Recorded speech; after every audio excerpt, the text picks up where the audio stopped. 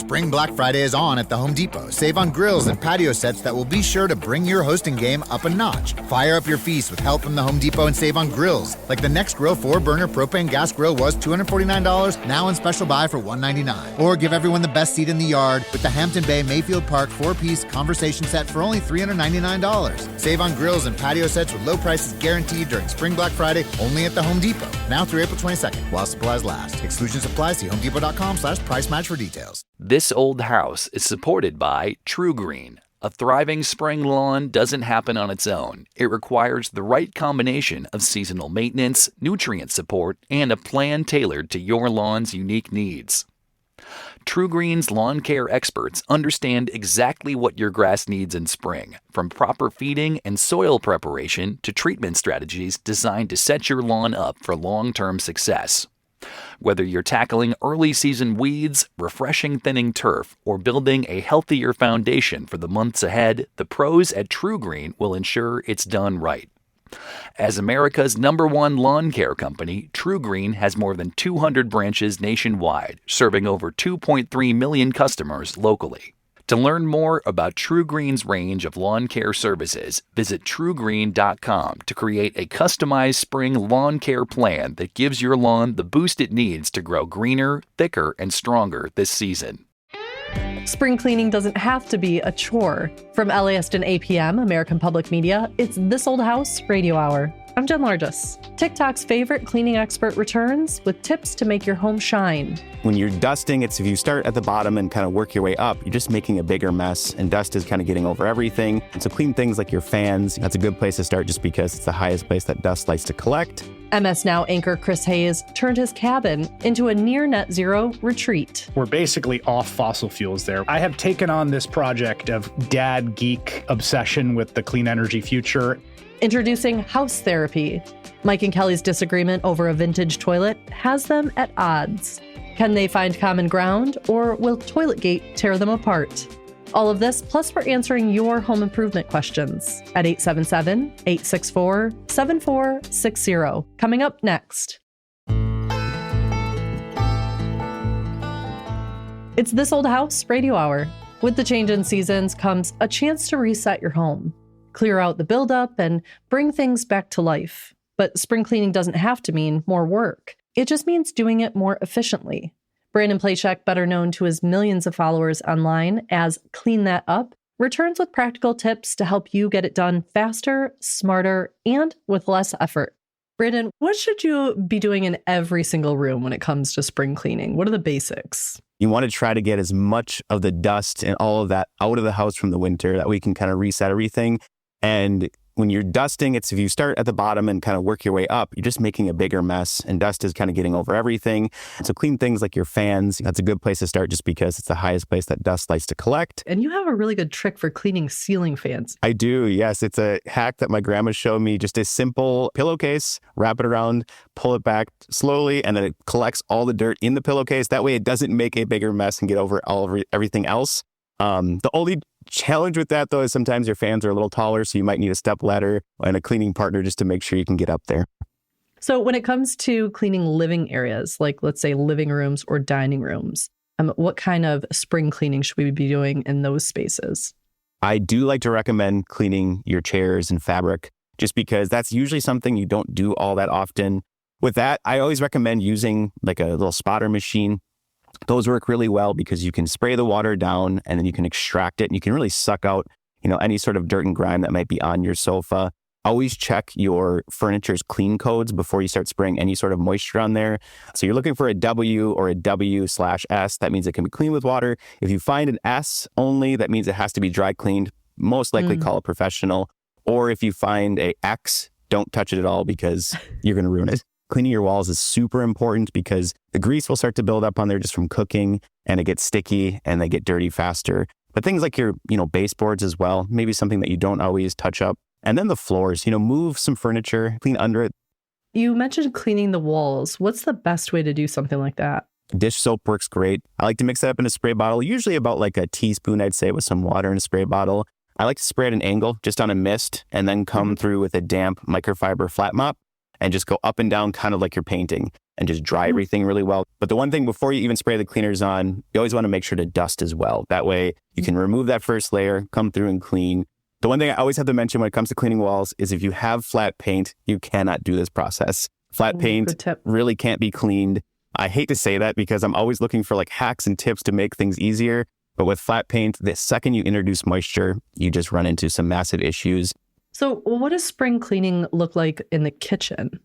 I would say the kitchen is probably going to be your biggest area and the most amount of work just because there's so many things. You have a lot of appliances, you have your refrigerator, your oven. You want to make sure to move out those larger appliances and clean under them. You're going to have grease and grime start to fall between your countertop and your oven. And if you let that really build up, that grease is just going to start to stink over time. And you kind of wonder, why does it smell like stale food in my kitchen? The other thing in the kitchen to keep in mind too is like your hood vent filter. If you have one of those, that can trap a ton of grease. That's a really hidden area that not a lot of people think about. Things like your dishwasher filter, many times, if you have a newer model, will have a filter in the center there, that will get clogged with food and all sorts of debris and things. For some models, you can even remove your spray arm. Wow, I could not believe the amount of just food gunk that was in there. And many times too, if you have a little bit of time to pay extra attention to like the spray nozzles, those can get clogged as well, just to make sure that those are nice and clear. That way everything can run as smoothly as possible. So moving through the house to the bathrooms, what is a good and quick way to give it sort of a refresh for the spring and summer months? I like to use a 3-towel method and just some simple dish soap in a bucket. So the first bucket has dish soap and water in there. Just dip a towel in there, use that to clean. Then the second bucket just has warm water.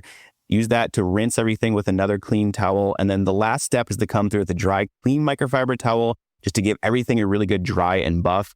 And it just gives you a nice pristine clean. What about the vent fan that can get quite clogged up throughout the winter, especially, I'm sure? Yes, that is one of my main things I always make sure to mention when cleaning your bathroom for spring cleaning. Some of them actually are easily just to remove, just pop right out by unplugging and they can pull out. Bring them outside, blast them with your leaf blower. I've done that. It works great. But the more dust and debris you get out of there, the better the fan can run. And then again, suck out all that moisture in your bathroom. When you clean them, they always run a little bit more quiet. So if you notice that your bathroom fan is very loud right now and kind of buzzing, it's probably dirty and needs to be cleaned. Moving on to the bedrooms, what should we be tackling in there where there's just so many soft things that I'm sure collect dust as well? So I would definitely recommend obviously washing all your bedding and things. Usually like, your big comforter, or how, if you use a duvet, those don't get washed quite as often. It's a great time to reset those. The other big thing is your mattress. Vacuuming can really, really help. If you have kind of some spots and stains on your mattress, hydrogen peroxide does a really good job to remove those. People like to use baking soda on their mattress. I just don't love that tip just because I feel like you're kind of making a bigger mess than the actual problem you're trying to solve, which is remove odors and kind of extract some things out of there. Usually hydrogen peroxide is the better option for that. I have carpet. I also like to take this time to give those a really good flush and clean just because they usually will hold quite a bit of dust and debris. Carpet's one of your biggest air filters in your home. By giving it a good vacuum and then a clean with a machine is going to help reset that filter, so it just makes everything smell nice and fresh. What's one thing you think people often forget when spring cleaning? One thing that not a lot of people think about is cleaning your cleaning tools. And especially maybe before you start spring cleaning, your vacuum will hold a ton of dirt and debris, especially the filter. And if you have a dirty filter and canister, maybe haven't changed the bag in a while, and you start to use that, you're going to push dust all around the house. So clean your vacuum before you start spring cleaning so it makes everything way easier. Brandon, thank you so much. We really appreciate all this information. Thanks so much for having me again. It's a pleasure to be back. That was Brandon Plashek. You can find him and more tips like this at cleanthatUp.com. Right now, we're answering your home improvement and DIY questions. Call us at 877-864-7460. That's 877-864-7460. Hello, you're on This Old House Radio Hour. Hi, my name is Amy, and I'm calling from Cape Cod, Massachusetts. Hi, Amy. What's your question today? Well, my son recently moved into a house with some projects, and I've offered to help him with his kitchen cabinets. What a nice mom. Yeah, too nice, I think. The hinges on some of the frequently used cabinets, and so the doors are sagging, essentially being held in place by the top hinge. So they're all tilting to the center. So I've tried two things to fix them, both very unsuccessfully. We replaced the existing European hinges and found that when I put the end in the cabinet, everything went in snugly using the previously used holes in the new screws. But when I went to put the end on the cabinet door, it didn't work. The holes were stripped.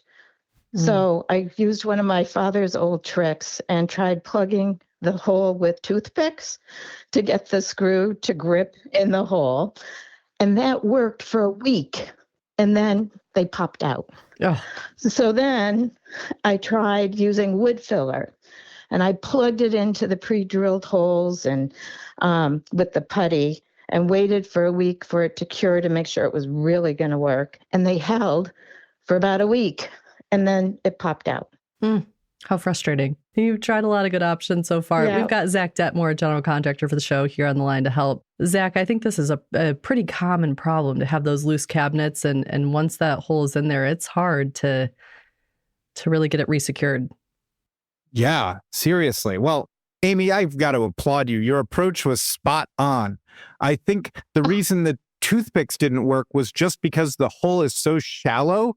You're not getting sort of enough friction between the toothpick and the side wall of that hole that's stripped out. But you were definitely barking up the right tree. And then the wood filler, another amazing option. The only issue with that is it's just not strong enough to be threaded into. Right? So you need something that's really, really dense that won't sort of fracture. Almost crumble. Exactly. Yeah. And you seem like a really supportive, amazing mother who's helping your son. And I don't want to criticize you, but maybe you should have taught him not to do pull-ups on these cabinet doors. What is he doing with these? Slamming these doors? I think it's his daughters. My granddaughters are young. Yeah. They must be playing with them too. Yeah, it only takes one good swing. But here's what your solution is. You're going to do the exact same thing you did with the wood filler. But first, you're going to have to remove that wood filler. You can even make the hole a little bit bigger if you don't want to deal with cleaning it out. So you could take a Forstner bit, which is a flat bottom drill bit, and sort of drill in and create a new hole. And then you're going to go to your hardware store and purchase a epoxy, specifically one that's in a syringe with what's called a mixing tip.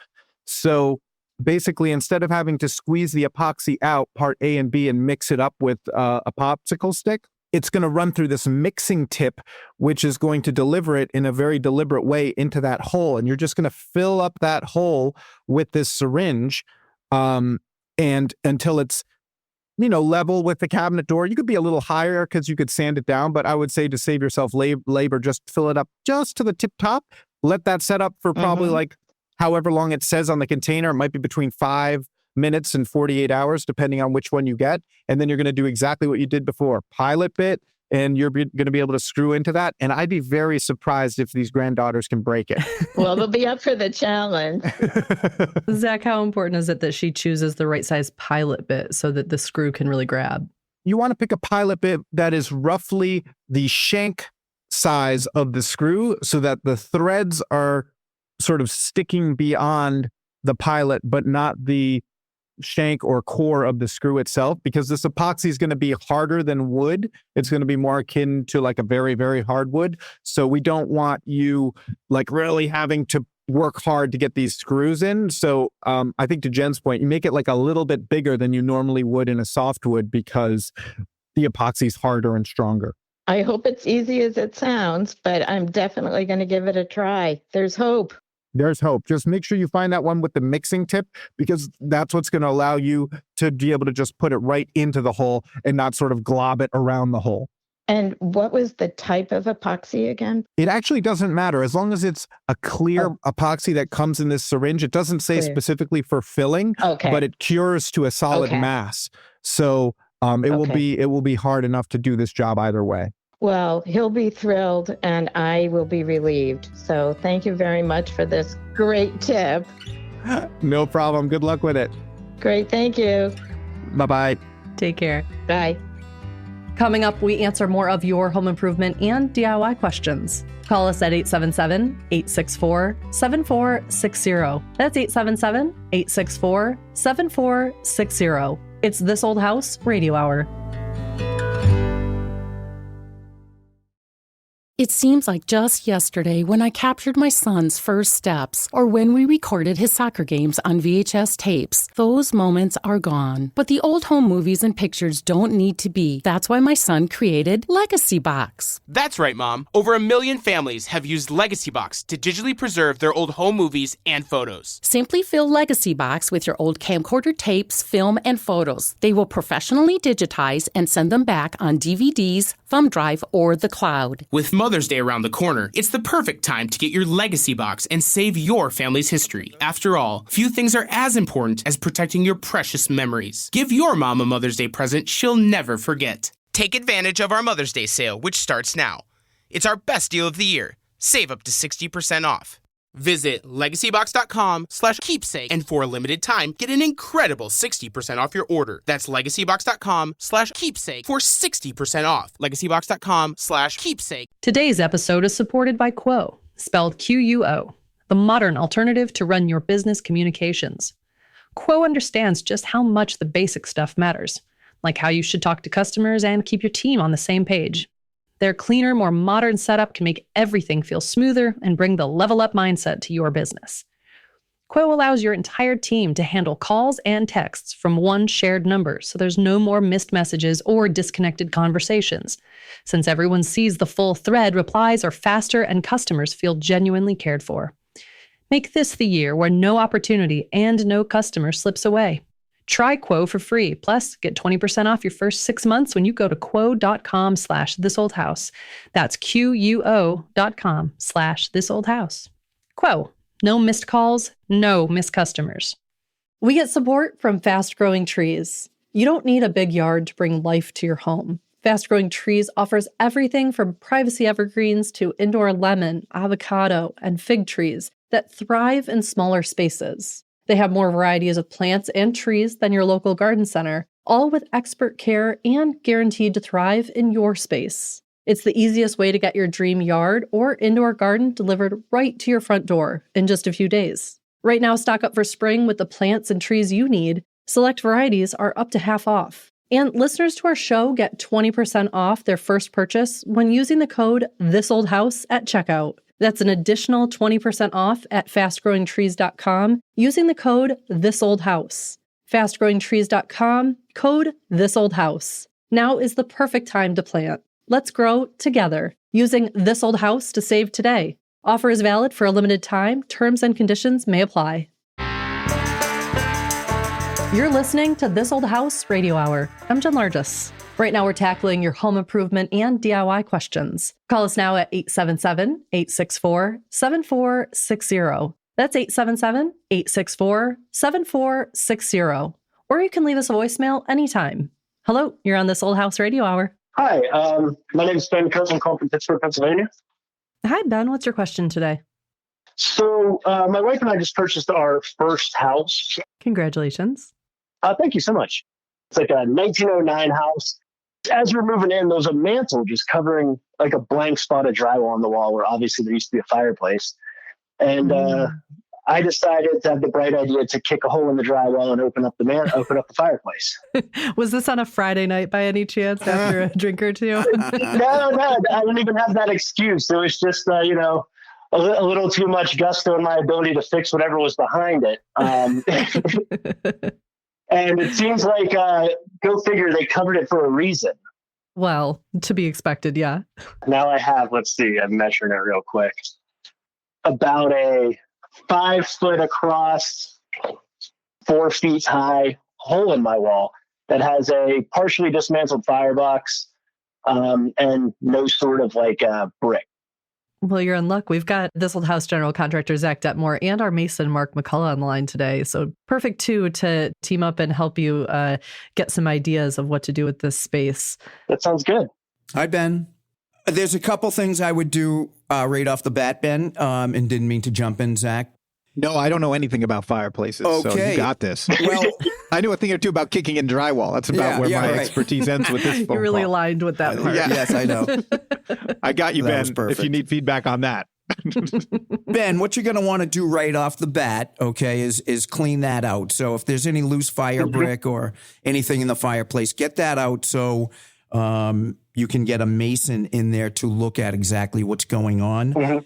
A couple steps you might want to do before that is contact a reputable chimney sweep. And why I say that, I'm not a huge fan of chimney sweeps because they do try to they're a little zealous in their description of what's right and what's wrong about a fireplace. The reason I recommend it is because they'll have the ability to throw a scope down from the top of the chimney all the way into the firebox, or vice versa. You might go from the firebox up.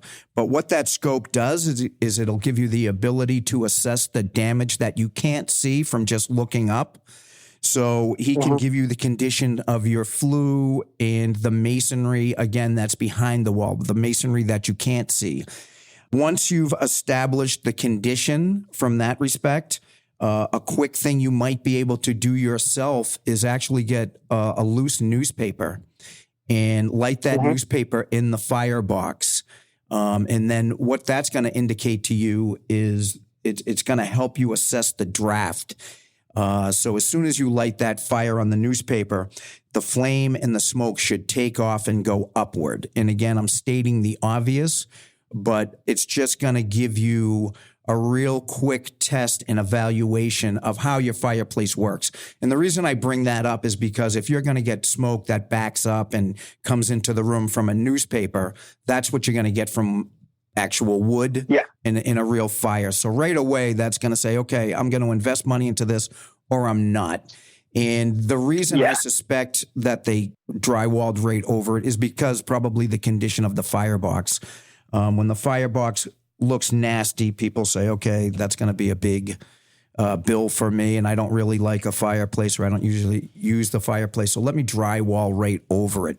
I was thinking about what would the possibilities of me just kind of throwing some mortar in there bit by bit. And I have no hope to try to get it to be a functioning fireplace. I'm trying to obviously just make it look as good as it can. A lot of old Pittsburgh fireplaces have tile on either side of the firebox. So I was hoping maybe make it flat, put some sheetrock on it, and then kind of tile that to make it a decorative piece. So it at least doesn't look like a piece of drywall behind the mantle. But okay. I'm not sure what your thoughts on that undertaking are. It can always be a showpiece. I did the same thing in my house, and I uncovered a fireplace that I fell in love with. And then I really did some research on the tile. And I live in a house that was built in 1900, so very close to yours. And there's a tile or many tiles that were used in that period. I tracked them down. I actually had to go to California to buy them, but they were perfect. They were perfect for my house. And yes, I was able to throw those in, and I haven't lit in a fire. I've been in there 20 years and I have not lit in a fire in that fireplace. I have a big stone one that I use in my family room often. But what a showpiece I have in my living room. So I commend you for your thought, actually. Yeah, I think it's great. Yeah, I say full send on this, Ben. And worst case scenario, just put drywall back over it. Yes. And you're exactly where you started, but you're a little bit smarter and you have a little bit more experience. Yeah. And you get to talk to us. I just want you guys to call my wife and tell her that as well. Yeah. I'm out. I actually have a fireplace in my house, and I went to California to get drywall that matched so I could cover it up. Ouch. Can we edit? Ben, we thank you for the call. We wish you luck. Thank you so much, guys. Right now, we're answering your home improvement and DIY questions. Call us at 877-864-7460. That's 877-864-7460. Hello, you're on This Old House Radio Hour. Hi, this is Roger from Los Angeles, California. Hi, Roger. What's your question today? My question is, I have a 1981 condo, wood construction, townhome actually, multiple floor, and I am besieged by squeaky and creaky floors, and I wanted some help with that. Absolutely. We've got Zach Detmore, general contractor for the show, here on the line to help. Zach, you've never, ever heard this question before. Nobody has squeaky floors. You know, I've never heard it said so well. Besieged by creaky floors. You need to dumb it down for us blue collar folk here, okay? Creaky and squeaky, two different things, right? So yeah, they are. Is there an area of your home that it's the worst? Is it a staircase? Is it a certain spot in the floor? So it's really on the second floor, which is above the main living area. Below that is a garage. So it's really the second floor creating sound down into the first floor. So it's that second floor. So do you hear it more upstairs or when someone's walking around above your head and you're on the main floor? I hear it upstairs when people are walking upstairs on the main floor. You hear the creaks and the squeaks. Mm. And this is a like a 2 1/4 oak floor that's tongue and groove. Is that what you think it is? It's like about that wide. Are you guessing or did he say that? It's an easy guess. The second floor is just carpet over subfloor. So I'm wondering if it's just pull up the carpet and replace the subfloor, but that's my question. Oh, okay. Well, this is actually easier than I thought. We don't ever say that. What you're hearing is the subfloor moving up and down on the nail shank, right? So when this house was put in, the lumber was probably wet or not acclimated properly, and everything has gone through some amount of seasonal movement. And whenever everything was as swollen as possible, the nail head was sort of drawn out of the structural framing. And then when everything shrinks down, there's a little bit of slop there. And when you step on it, you hear this plywood moving along that shank of the nail, and it's going, and you have this happening in 2,000 instances as you walk around. So what you need to do is screw or re-nail down the whole floor.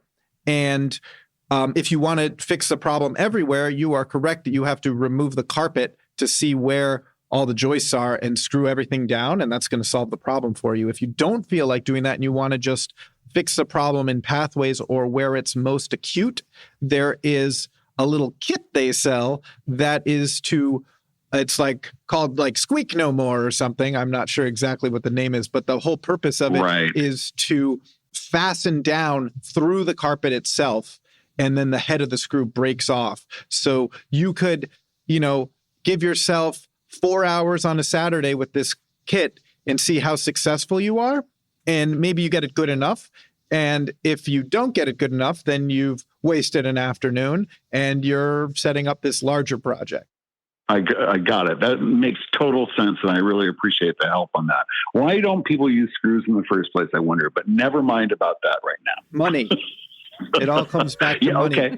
All right. Yep. Because good the developer who was making this, structure, they were collecting their money probably as soon as construction was complete or shortly thereafter upon the sale of these units, right? And there's almost no way for defects to make it back to their bottom line. So they picked the cheapest person, and the cheapest person selected nails and no glue because that was going to allow them to do it quickly. And that's just the way we build things in the United States. Hey. Overstretch. No, that's the truth. In general, that's how we build stuff. I'm not saying that's how I build stuff or that's how you should build stuff, but that's how we as a people build stuff. Gotcha. I love this show and I love that explanation. Thank you very much for the help on that. No problem. Good luck with it. Thank you. Call us now to have your home improvement or DIY question answered. 877-864-7460. That's 877-864-7460. Or you can leave us a voicemail anytime. Hello, you're on This Old House Radio Hour. Hi, this is Ellie Alexander. I'm calling from Hudson, Wisconsin. Hi, Ellie. What's your question today? So we live in a beautiful old home. It's 1939. It has beautiful old woodwork, the trim, the wood. For some reason, on the second floor of the home, it has I think it's aged and it's turned this really intense reddish brown, way more intense than the honey oak that people complain about. On the first floor of the house, it still looks nice and golden, but on the second floor, it's just really darkened. And I don't know if I want to paint over it because it's really beautiful and it's in really good shape for being, 80 some years old. But I'm wondering if there's anything I can do to kind of just tone it down a little bit. Absolutely. Well, we've got Mauro Henrique, the painter for the show, and Zach Detmore, general contractor for the show, both here to help. Mauro, I suspect you have some ideas. Any clue what kind of wood is that? I don't know. I wish I did. Oh, you see reds and you see oranges, right? Yes, yeah. I would assume might be fir. Yeah, I think you're right. Like a fir sometimes ages to a yellowy amber, you know? Yeah. Could be gumwood. I've heard gumwood used in these houses, and that's red. But why would it be happening only on the second floor and not the first floor as well? That's a good question, too. Do you have a tanning bed on the second floor? Not quite, no. And the second floor doesn't get a lot of like extra light exposure. It's actually like the main culprit is like in a very dark hallway. So I don't think it would be like, I guess in light would probably make it lighter, right? I don't know. The light would make it more amber. Yeah. But all the wood in your house is the same age? Is done at the same time, or is different periods, different times? I believe it's all the same time. It's all the exact same style. Oh, okay. When you look at it, what kind of finish do you see? You see like a gloss, a satin, a flat, or something else? Let's take a look. It is, I'd say it's satin. It's definitely not like super high shine. Like satin to even like a light satin. It's not very shiny. Okay. Could be eggshell, maybe. Right? But it has to be satin. It's wood, so it has to be satin. And is it the whole floor or the whole second floor, or is it just areas? The whole the whole second floor. I'm literally standing in the hallway, spinning around between all the rooms. Yeah, the whole second floor. Is it possible somebody coated the wood on the first floor and when they went to the second floor, they switched products? They ran out of material? Ran out of material, grabbed a different can of something different, and it's just aging differently? The top Is coat? it a different species? For example, in my house, I have chestnut on the first and second floor and fir on the third floor. Get cheaper as you go up? Down on a product. Well, you're not gonna give the servants the guests won't see the third floor. Sorry, I don't know if it helps, but the guy we had the hardwood floors refinished when we moved in, and the man who refinished our hardwood floors said that there was a different species on the first floor and the second, and he was saying that because at that time it was that people were like, oh, no one goes upstairs. That's not where company goes. That's not where guests go. We'll put the cheaper wood upstairs. Zach, you Zach, do you feel proud of your own self? Ding, ding, ding. Well, that says a lot. So yeah, might be two different species of wood. First floor, one, second floor, and then the flooring. Maybe like a third different species of wood on your one house.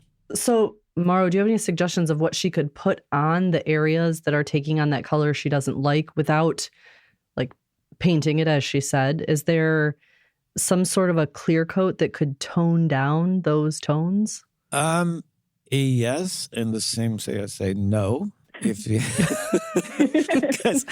Welcome to This Old House Radio Hour. We say you put me on a hot spot right now to answer this question, but it looks like it's a problem. Might be someone that put some stain on it, or someone put some old varnish that makes everything yellow and orange on wood.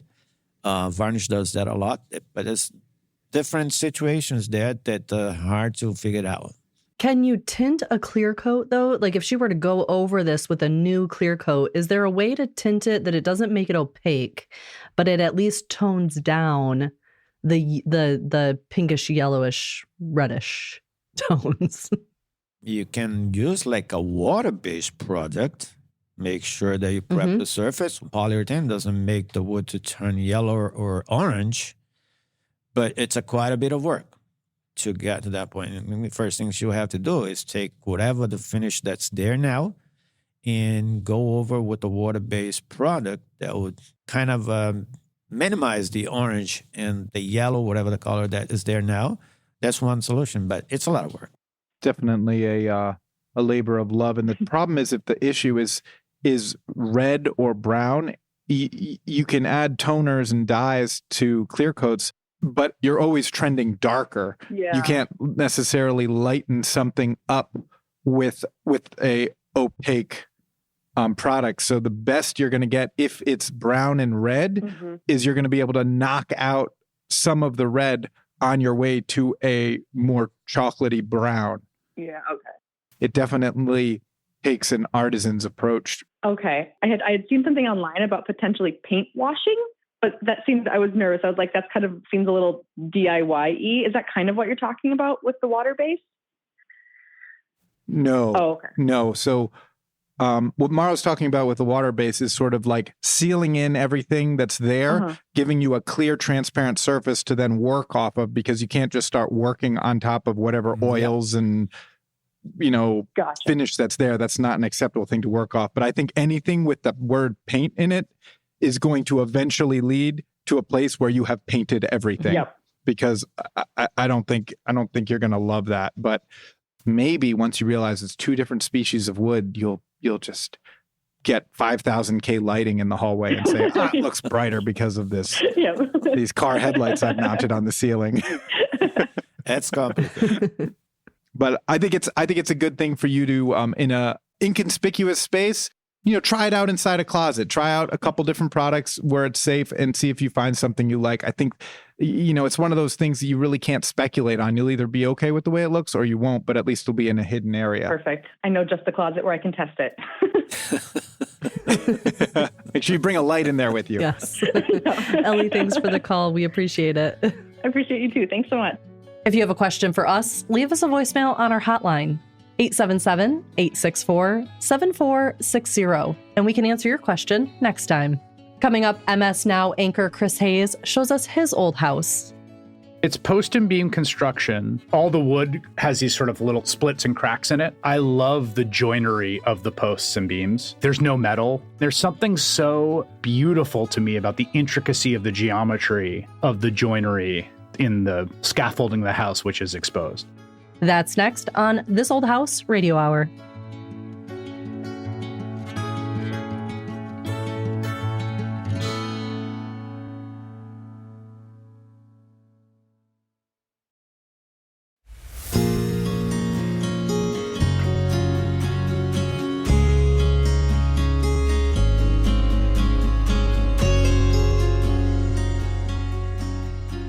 It's This Old House Radio Hour. I'm Jen Largis. Coming up, Mike and Kelly's disagreement over a vintage toilet has them at odds. Can they find common ground, or will Toiletgate tear them apart?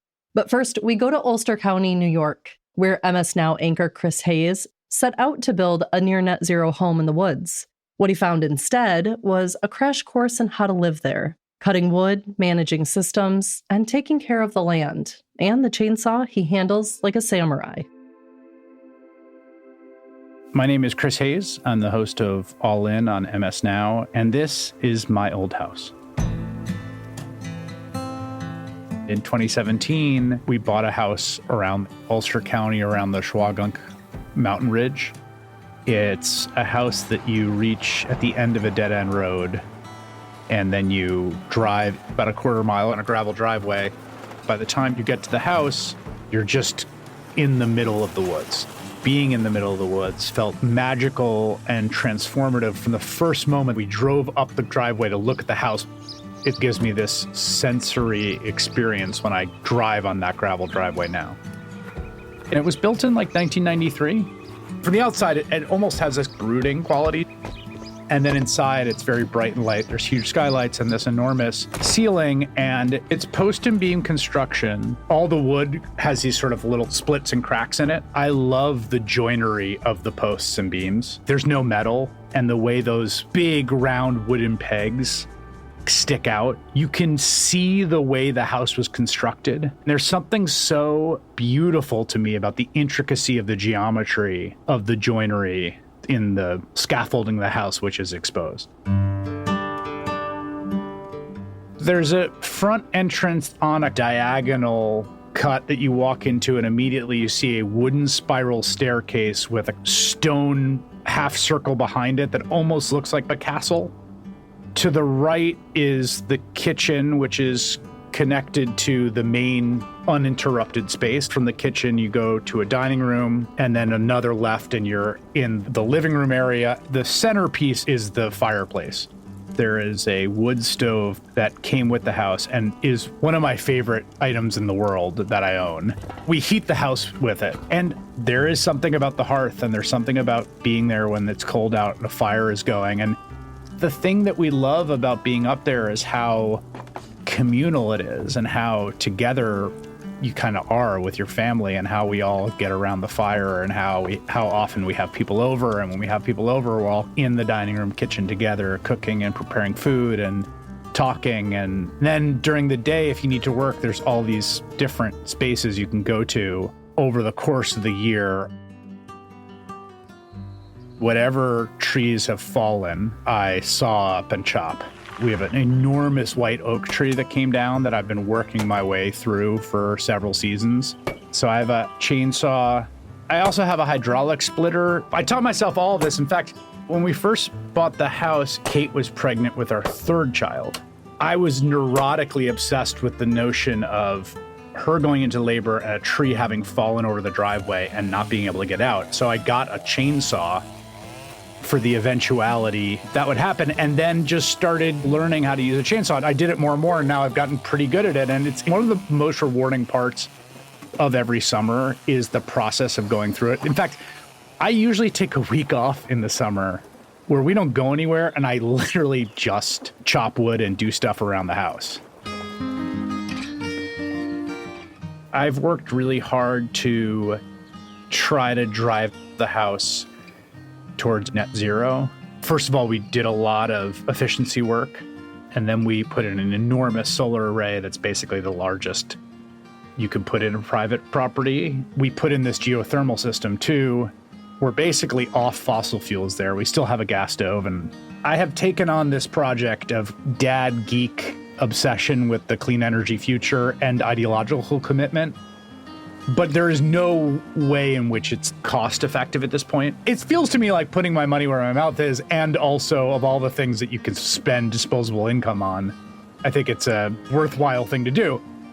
We've seen coyotes, coyote pups, porcupines, foxes, tons of deer, beautiful owls and hawks and eagles. We've seen bears. There's quite a few snakes, including timber rattlers.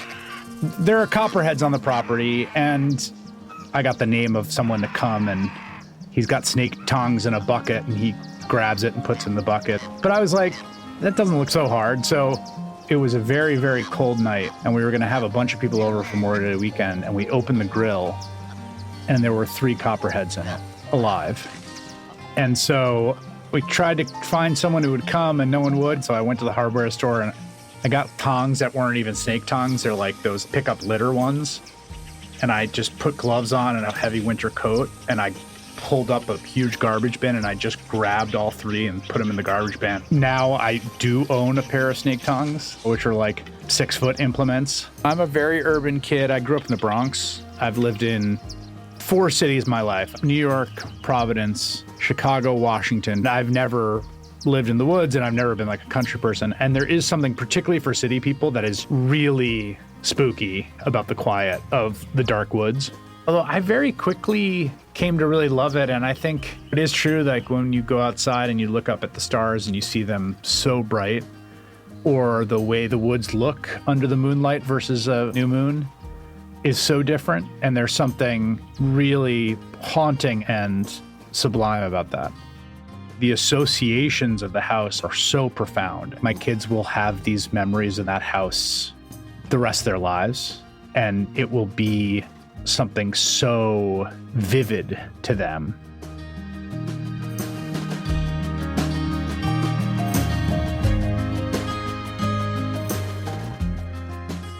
That was MS Now's Chris Hayes. His book, The Siren's Call: How Attention Became the World's Most Endangered Resource, is out now by Penguin Press.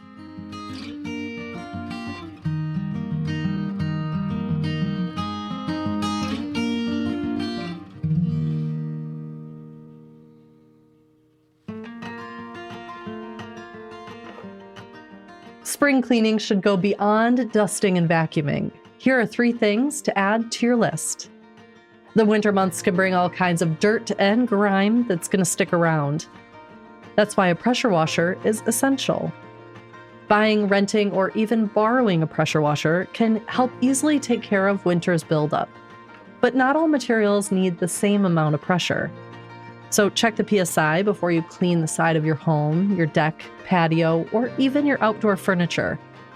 Starting with a wider spray tip and lower pressure, and then work your way up. You can also add detergent to the pressure washer to make cleaning even easier and help with stubborn dirt, grease, mold, and mildew. Spring is also a great time to change the filters in your home. Since we're coming out of winter, all that dirt from the winter months are trapped in the filter. You can write the install date on the frame of the filter so you don't have to guess when it's time to change it. Also, if you suffer from allergies, you may want to change your air filters more often during the spring and summer months. Lastly, test your smoke and carbon monoxide detectors. A 5-second test will give you some real peace of mind. For more tips like these, head over to thisoldhouse.com.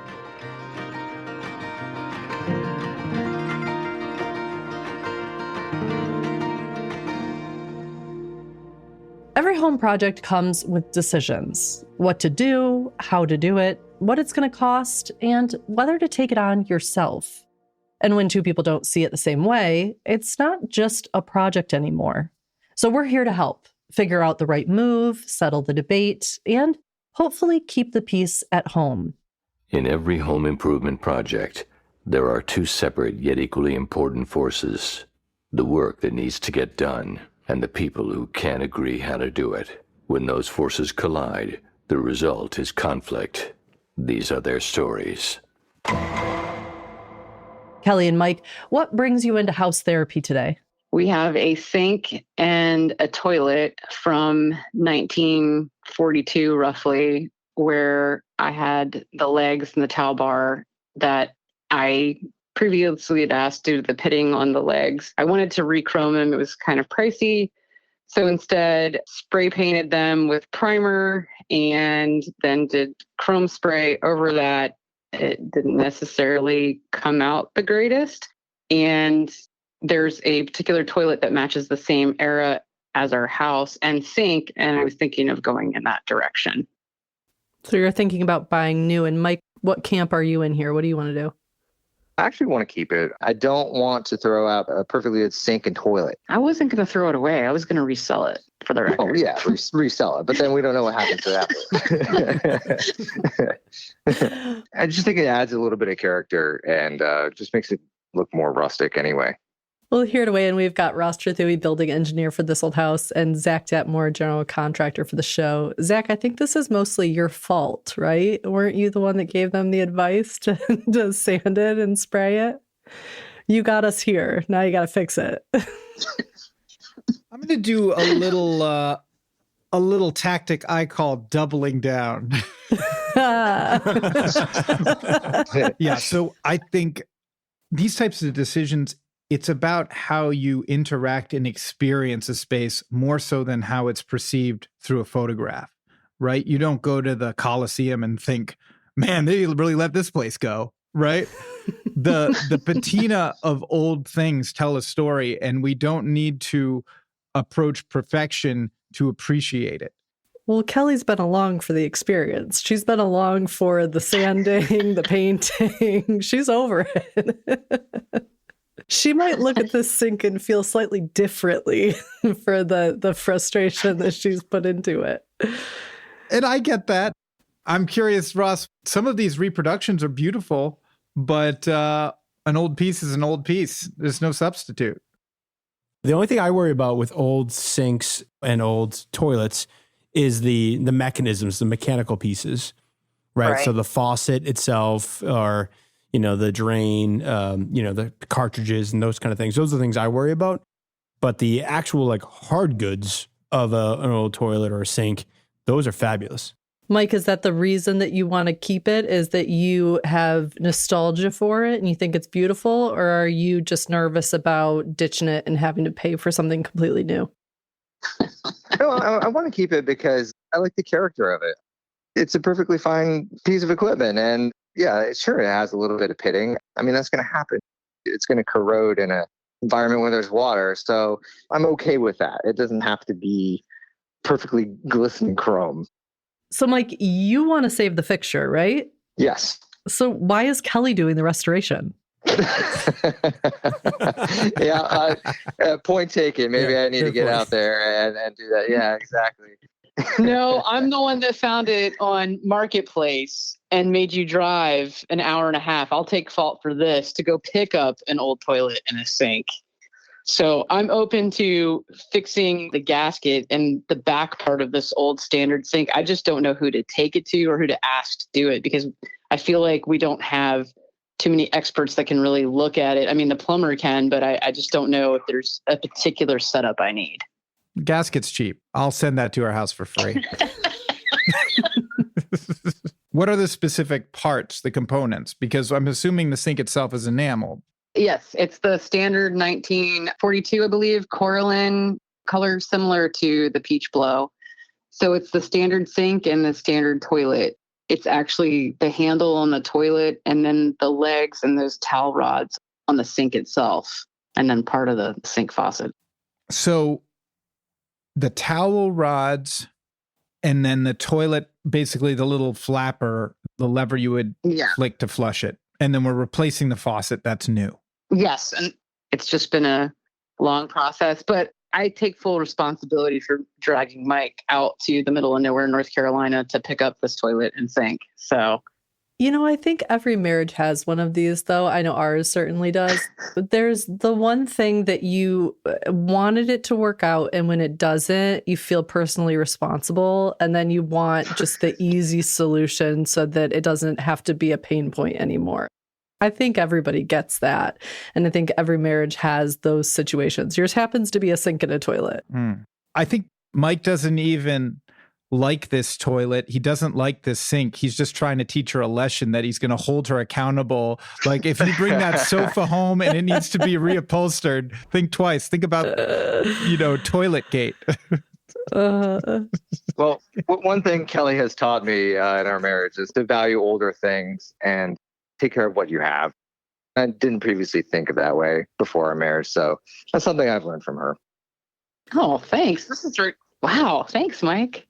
We've come a long way here. The toilet was weaker, but their marriage was stronger. Yes. It's a drama part of the show. So if it were me, honestly, what I would do is I would call a local coatings person. Usually they're adjacent to steel fabricators or auto body fabricators. My local one does all sorts of powder coating and finish, but I would ask them, what would you charge me to powder coat these items? And then you could pick a color or you could pick a metal finish, and it's surprisingly affordable. You might get all these components powder coated for $300 or less, and it'll look glossy and smooth and clean, and you'll love it. Oh, okay. I didn't think about powder coating. Thank you. Not a bad deal. And if not, don't call me back, okay? Deal. We'll blame you a second time. They'll be like, it was $8,000, Zach. Oh, gosh. All right, guys, we wish you luck with it. Yeah, you'll still have each other if this whole toilet thing falls apart. Yeah. All right, guys. So the house therapy ruling is you should restore instead of buying new. But even though there's only one winner, you both still get a This Old House t-shirt for appearing in house therapy. Thank you.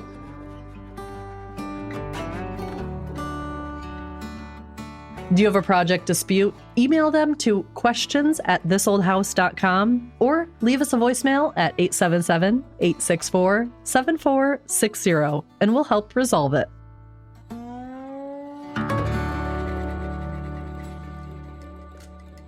And now it's time for one last thing, my favorite tool. Hey, Jen, it's Zach Detmore, general contractor for the show, and here's my favorite tool. My favorite tool is a dust extractor.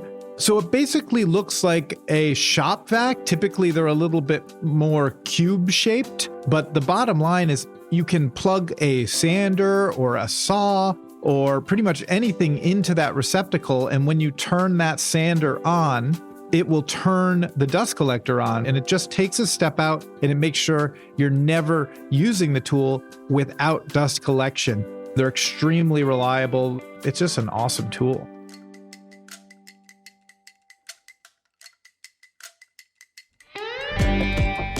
We'll see you next week on This Old House Radio Hour. Our show is distributed by and co-produced by LAist Studios and APM, American Public Media. This Old House Radio Hour was created and produced by Ember 20. Listen to new episodes of the podcast every Tuesday on your app of choice. You can follow This Old House on all the socials at This Old House, all one word. We'll see you next week.